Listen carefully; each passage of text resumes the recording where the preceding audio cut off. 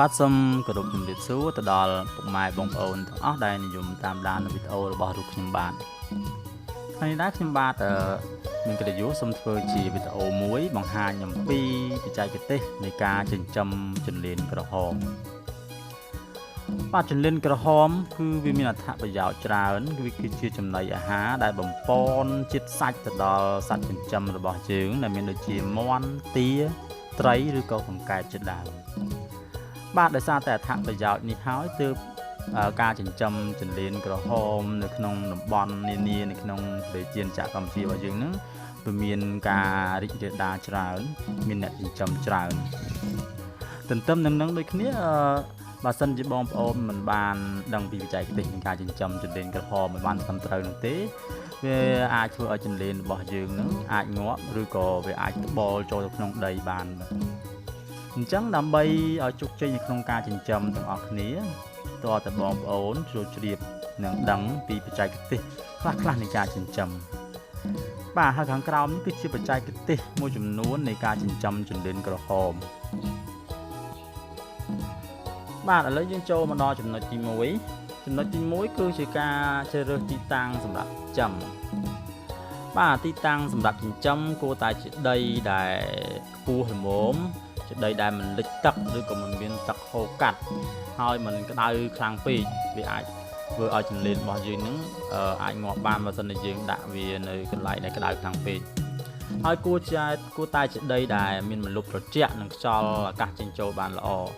បាទធម្មជាតិរបស់ចន្លេនក្រហមគឺវាជាសត្វដែលខ្លាចកម្ដៅព្រះអាទិត្យអញ្ចឹងបងប្អូនគួរតែរកទីតាំងណាដែលជាកន្លែងដែលជាមានម្លប់ត្រជាក់ដើម្បីចិញ្ចឹម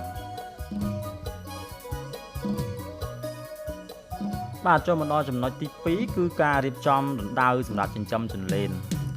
បាទទំហំរណ្ដៅដែលសមស្របសម្រាប់ចិញ្ចឹមហ្នឹងគួរតែមានទទឹង1ម៉ែត្របណ្ដោយប្រវែង2ម៉ែត្រនិងជម្រៅទៅក្រោមហ្នឹង2ទឹកទៅ3ទឹកបងប្អូនអាចជីករណ្ដៅផ្ទាល់ដីក៏បានឬក៏យើងអាចរៀបរណ្ដៅដែលធ្វើពីឥដ្ឋក៏បានដោយបងប្អូនរៀបឥដ្ឋហ្នឹងកម្ពស់ពីឥដ្ឋទៅរួចហើយចាក់សាព័ទ្ធជុំវិញដើម្បីជៀសវាងការចេញមកក្រៅរបស់ចន្លេនរបស់យើងហ្នឹងហើយបើបងប្អូនជីករណ្ដៅផ្ទាល់នឹងដីបងប្អូនត្រូវតែដាក់កៅស៊ូផ្លាស្ទិកព័ទ្ធជុំវិញរណ្ដៅព្រោះថាបើបងប្អូនមិនដាក់កៅស៊ូផ្លាស្ទិកព័ទ្ធជុំវិញរណ្ដៅទេចន្លេនរបស់យើងវាអាចនឹងលួចចេញមកខាងក្រៅវាធ្វើឲ្យការបាត់បង់បាទចូលមកដល់ចំណុចទី3គឺការផ្ដល់ចំណីឲ្យចន្លេនបាទចំណីសម្រាប់ដាក់ឲ្យចន្លេនស៊ីវាមានដូចជាលាមកគោលាមកសេះលាមកជ្រូកលាមកពពែដែលស្រស់ហើយនឹងកាកសំណល់ដែលសល់ពីផ្ទះបាយដូចជាបន្លែដែលសល់ពីផ្ទះបាយហ្នឹងបងប្អូនកុំចោលវាបងប្អូនយកវាមកចិញ្ច្រាំវាឲ្យម៉ត់រួចមករោយនៅលើនៅកន្លែងដែលយើងចិញ្ចឹមចន្លេនហ្នឹងបាទមុនដំបូងបងប្អូនត្រូវដាក់ដីស្រទាប់បាតដែលយើងបានរៀបចំហ្នឹងយើងដាក់កម្រាស់5សង់ទីម៉ែត្រនៅក្នុងបាតនៃអាងដែលយើងចិញ្ចឹមចន្លេនហ្នឹងរួចហើយយើងគៀវាឲ្យស្មើមុនដាក់លាមកគោចូលតោះមកបងប្អូនអាចដាក់លាមកគោស្រស់ដោយបំបែកវាឲ្យម៉ត់កម្រាស់វាហ្នឹងអាចពី10សង់ទីម៉ែត្រទៅដើម្បីឲ្យចន្លេនរបស់យើងហ្នឹងវាស៊ីហើយនឹងធំធាត់បានល្អ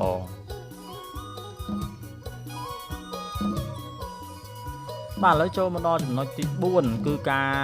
ដាក់ពូជចន្លេននិងការដាក់លាមកគោស្រស់ទៅក្នុងកន្លែងសម្រាប់ចិញ្ចឹមបាទដោយបងប្អូនបានជ្រាបស្រាប់ហើយគឺថាមុននឹងយើងដាក់លាមកគោក៏យើងត្រូវតែដាក់ដីកម្រាស់5សង់ទីម៉ែត្រនៅក្រាលនៅបាតរណ្ដៅរបស់យើងជាមុនសិនបាទហើយនៅពេលដែលយើងដាក់លាមកគោរួចរាល់ហើយយើងត្រូវយកចន្លេនរបស់យើងដាក់ក្នុងលាមកគោនោះចំនួន4ទៅ5កន្លែងដើម្បីពង្រាយវាឲ្យពេញទីតាំងដែលយើងចិញ្ចឹមហ្នឹងបាទហើយបរិមាណនៃការដាក់ចន្លេននៅក្នុងរណ្ដៅដែលយើងចិញ្ចឹមហ្នឹងបងប្អូនត្រូវដាក់ចន្លេន1គីឡូក្រាម1គីឡូក្រាមហ្នឹងគឺយើងគិតរួមទាំងលាមកគោស្រស់ដែលយើងបានលាយរួចហើយហ្នឹងគឺមានន័យថាយើងលាយគ្នាទៅ1គីឡូក្រាមនៃ ចិញ្លេនក្រហមហ្នឹងដាក់ក្នុងរណ្ដៅ1 ម៉ែត្រការ៉េមានន័យថា1 ម៉ែត្រការ៉េបងប្អូនអាចដាក់ចិញ្លេនក្រហមហ្នឹង1 គីឡូក្រាមដែលយើងគិតរួមទាំងលាមកគោផងដែរបាទហើយបន្ទាប់ពីដាក់ពូជចិញ្លេនរួចរាល់អស់ហើយបងប្អូនត្រូវស្រោចទឹកឲ្យសើមល្មមជិះវៀងកុំឲ្យសើមជោគពេកបាទវាអាចធ្វើចិញ្លេនរបស់យើងនឹងងាប់ព្រោះថាចិញ្លេនវាមិនមែនជាសត្វដែលរស់នៅក្នុងទឹកអញ្ចឹងបងប្អូនមិនគួរស្រោចទឹកឲ្យវាជោគជាំពេកទេមានន័យថាបងប្អូនគួរតែគ្រាន់តែស្រោចទឹកវាហ្នឹងឲ្យវាសើមល្មមទៅបានហើយជិះវៀងការជោគជាំអាចធ្វើចិញ្លេនរបស់យើងនឹងងាប់បានបាទហើយការស្រោចទឹកនេះដែរបងប្អូនគួរតែស្រោចទឹកចន្លោះពី2 ទៅ 3 ដងក្នុងមួយថ្ងៃដើម្បីរក្សាសំណើមនៅក្នុងកន្លែងដែលយើងចិញ្ចឹមហ្នឹងណាឲ្យវាបានថេរមិនត្រូវឲ្យវាស្ងួតពេកទេព្រោះថាវាអាចធ្វើឲ្យជីសរីរាង្គនៅក្នុងកន្លែងយើងចិញ្ចឹមហ្នឹងវាបាត់បង់អញ្ចឹងចិញ្លេនរបស់យើងហ្នឹងក៏វាមិនធំធាត់ដែរព្រោះថា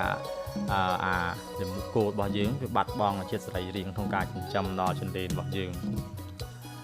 បាទនៅពេលដែលចិញ្លេនកាត់បានច្រើនហ្នឹងបងប្អូនត្រូវតែបន្ថែមលាមកគោស្រស់ចំនួន3 គីឡូក្រាមក្នុង1 ម៉ាត់ការ៉េក្នុងរយៈពេល1 សប្តាហ៍ម្ដងមានន័យថាបងប្អូនមិនត្រូវទុកវាចោលទេបងប្អូនត្រូវតែឧស្សាហ៍ថែមនៅចំណីរបស់វាបានស៊ីទៀងទាត់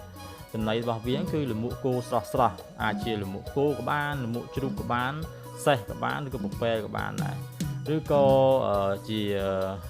កាកសំណល់ដែលចេញពីឡជីវៈអូស្មန်ក៏ជាការល្អដែរបាទឥឡូវចូលមកដល់ចំណុចទី5គឺជាការរៀបចំដំបូលសម្រាប់រណ្ដៅចិញ្ចឹមចិញ្លេនរបស់យើងហ្នឹងបាទបងប្អូនបានជិតស្រាប់ហើយគឺថាទីតាំងដែលយើងសម្រាប់ចិញ្ចឹមចិញ្លេនហ្នឹងគួរតែជាទីតាំងដែលមានម្លប់ហើយមិនត្រូវពន្លឺថ្ងៃពេកទេព្រោះថាចិញ្លេនរបស់យើងហ្នឹងវា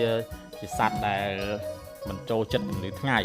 អញ្ចឹងបងប្អូនត្រូវតែរៀបចំដំបូលរណ្ដៅរបស់វាឲ្យបានត្រឹមត្រូវការធ្វើដំបូលនេះគឺមានប្រយោជន៍ដើម្បីការពារទឹកភ្លៀងនៅពេលខែវស្សាឬខែភ្លៀងហ្នឹងហើយវាអាចការពារកម្ដៅថ្ងៃដើម្បីឲ្យចិញ្លេនរបស់យើងលូតលាស់បានល្អហើយទីពីរទៀតបងប្អូនអាចធ្វើរបងព័ទ្ធជុំវិញដើម្បីការពារសត្វចូលកកាយបើបងប្អូនចិញ្ចឹមមាន់ឬក៏ចិញ្ចឹមទាដែលដាច់ខាតបងប្អូនត្រូវតែធ្វើរបងព័ទ្ធជុំវិញនៅទីតាំងរណ្ដៅរបស់យើងដើម្បីការពារសត្វមាន់សត្វទាវាចូលកកាយស៊ី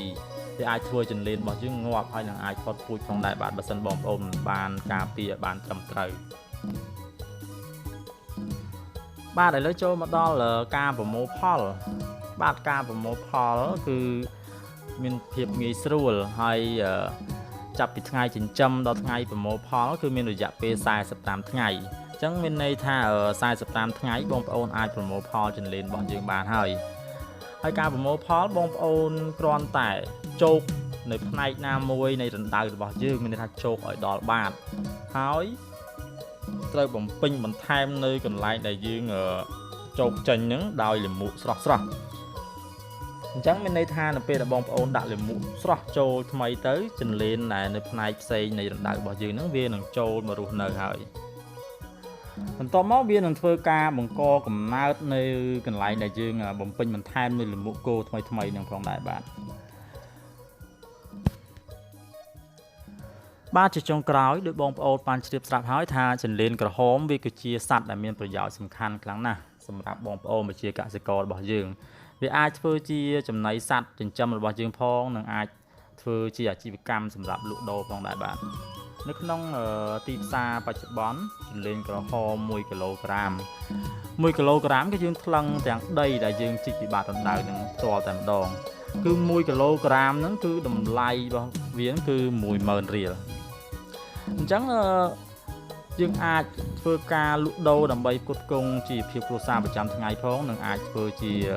ចំណីអាហាររបស់សត្វចិញ្ចឹមរបស់យើងផងដែរបាទហើយលាមកដែលយើងយកចេញពីរណ្ដៅមានន័យថាដីដែលយើងយកចេញពីរណ្ដៅសម្រាប់ចិញ្ចឹមចិញ្លេនហ្នឹងវាគឺជាជីធម្មជាតិដ៏ល្អបំផុតសម្រាប់ដាំដំណាំផ្សេងផងដែរបាទអញ្ចឹងប បងប្អូនគួរតែងាកមកចិញ្ចឹមជន្លេនក្រហមដើម្បីជាចំណីសត្វនិងដើម្បីផ្គត់ផ្គង់ជីវភាពប្រចាំថ្ងៃផងដែរ